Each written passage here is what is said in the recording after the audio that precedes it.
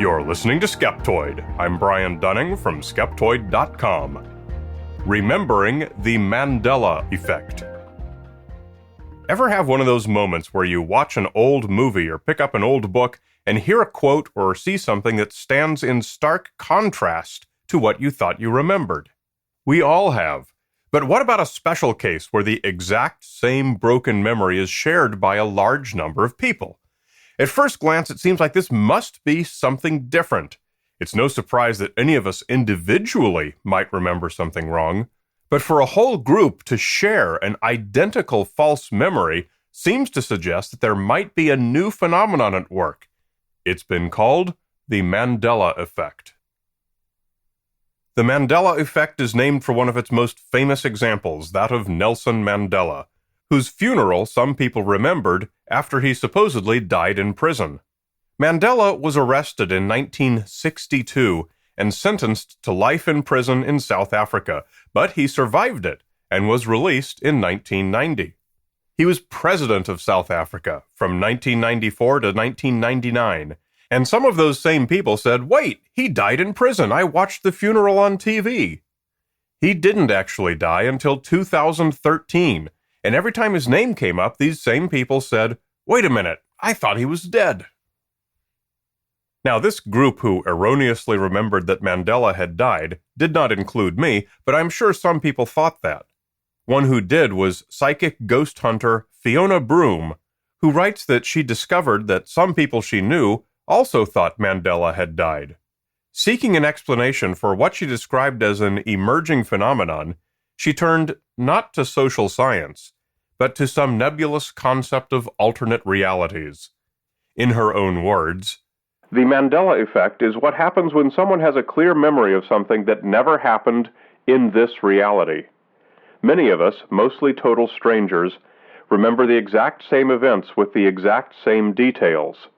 However, our memories are different from what's in history books, newspaper archives, and so on. This isn't a conspiracy, and we're not talking about false memories. Many of us speculate that parallel realities exist, and we've been sliding between them without realizing it. Others favor the idea that we're each enjoying holodeck experiences, possibly with some programming glitches. In my opinion, these aren't mutually exclusive." Is a lot of people remembering something wrong evidence for alternate realities? Not really. What it is an observation. In the scientific method, an observation is the starting point. We then develop hypotheses to explain the observation. Then we test the hypotheses. And if any of them passes the testing and offers strong evidence, it then becomes the theory that explains the observation, which may change and improve over time. We'll take Broom's alternate realities on board as one hypothesis. But before we go any further, let's expand our observations to see what examples there are besides Nelson Mandela.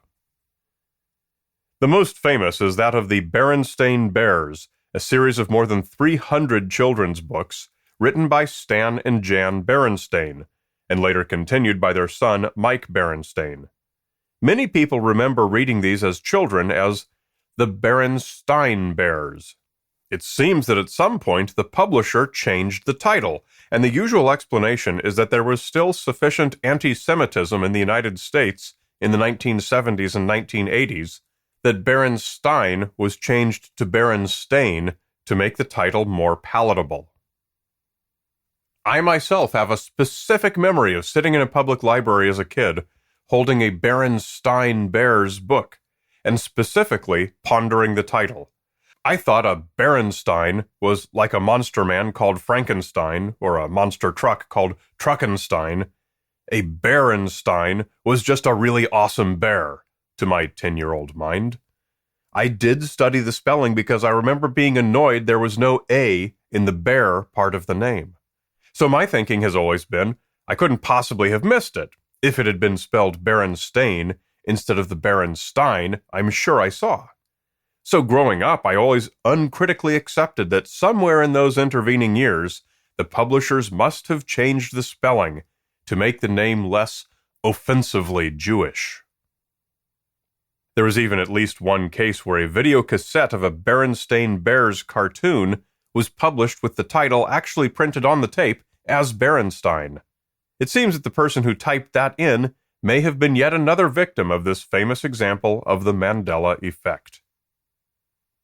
Similarly, the story goes that the HBO series Sex and the City had originally been named Sex in the City, until the network censors changed it to make it less overtly suggestive of people actually in the act of having sex.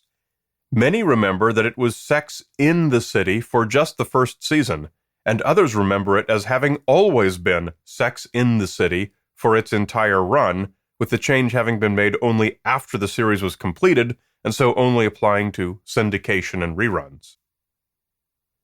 Everyone seems to remember enjoying Jiffy peanut butter as a kid, but there was never any such brand, which I found hard to believe when I first heard it. There are a number of popular examples of the Mandela effect in movies. Everyone seems to remember Humphrey Bogart saying, "Play it again, Sam." I should just not do impressions. Yet it's a line he never said in Casablanca or any other film. Everyone seems to remember the evil queen in Snow White and the Seven Dwarfs saying, "Mirror, mirror on the wall," a line she never said either. And I bet nobody remembers that her name was Grimhilda.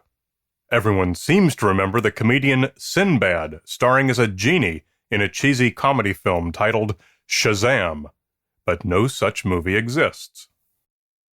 There are other examples, of course, but these half dozen or so are the ones that appear not only on Broom's site, but also on the Snopes page about the Mandela effect, the subreddit, and various other pages about the phenomenon. But is the Mandela effect a phenomenon at all? At least, is it in some way that's distinct from types of false memories already well established in psychology? Let's look at our examples and see if they have anything in common. The three movie examples, Play It Again, Sam, Mirror, Mirror on the Wall, and Shazam, all turn out to be substantially the same as the real versions. Play It Again, Sam is sort of a hybrid of two lines said by Bogart and Bergman in Casablanca, and it was also the title of a 1972 movie in reference to the famous phrase. And the phrase does effectively communicate what the characters meant. Magic Mirror on the Wall was what Queen Grimhilda actually said in the movie, which is close enough and an easy enough mistake to make. And the Genie movie was titled Kazam, starring Shaquille O'Neal, not Shazam, starring Sinbad. Probably a simple case of people conflating the spelling of Shaquille's unusual first name with the genie's, and accidentally associating Sinbad, whose name matches the Arabian theme of the genie. It's not like it's a Hollywood classic where anyone cares about the details. Heck, for a long time, Jink Jink was as close as my memory would get to Jar Jar Binks. Anyhow, getting a movie quote wrong by a word or two is the rule, not the exception, for most people. No alternate realities are required to explain this, and these aren't really even false memories so much as they are normally degraded memories. Play It Again, Sam, and Mirror, Mirror have been thrust upon us in pop culture so many times that it would be more surprising if we remembered the original versions instead. We don't remember them wrong. We remember the more common versions instead. The peanut butter is called Jif, not Jiffy, and always has been, though from a survey of forum discussions it turns out a number of people remember it changing. Are we forced to conclude that such people must have slipped from one alternate reality to another? Or can we allow for the possibility of memory's thoroughly proven fuzziness to be the only needed explanation? Jiffy Pop popcorn and Jiffy Lube oil change are just two products using the common word Jiffy, and provide precisely the kind of common conflation that would make us confuse Jif and Jiffy. Remember the old painting of Henry VIII holding a turkey leg? No, you remember hundreds of 20th century cartoons of King Henry VIII holding a turkey leg. There was never an old painting depicting this. You're not remembering anything wrong. You're correctly remembering the more common image in pop culture. It's the same with Berenstain and Berenstain. How many names end with Stain compared to Stein? Very few. Since these books were probably ones that you read as a child, your memory of its spelling and pronunciation is likely colored by a lifetime of hearing a much more common version. On February 11, 1990, Nelson Mandela was released from prison after 27 years. Reporters from all over the world covered the event. Tens of thousands of South Africans attended. A convoy of cars, escorted by police, transported Mandela into Cape Town, where he and other leaders of the African National Congress addressed the crowd. The event lasted much of the day and was a powerful moment of solemn pride. Many Americans watched some part of it on the news and retained some vague memory of something on TV about a large, dignified event in South Africa pertaining to Nelson Mandela, a name many generally recognized but didn't, at the time, know a whole lot about. Some leader of the movement to oppose apartheid.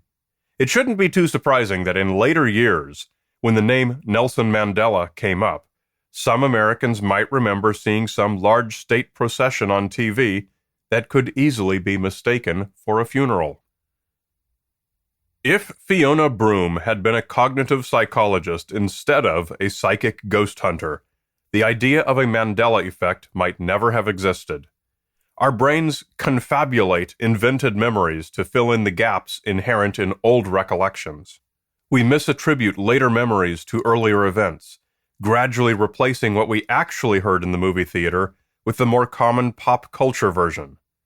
And most of all, we simply forget things that aren't all that important to begin with, and when we hear a close enough version later, we adopt it as a good enough replacement.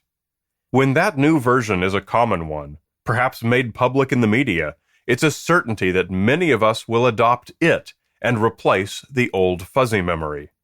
With apologies to Ms. Broome, we need look no further than common, well-known cognitive errors to explain the Mandela effect. It is not necessary to introduce concepts like parallel dimensions or alternate realities, or indeed to have a Mandela effect at all.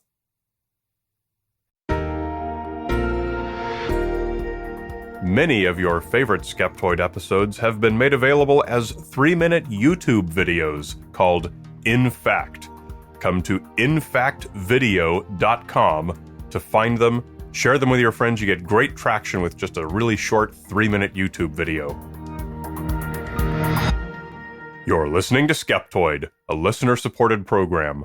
I'm Brian Dunning from Skeptoid.com.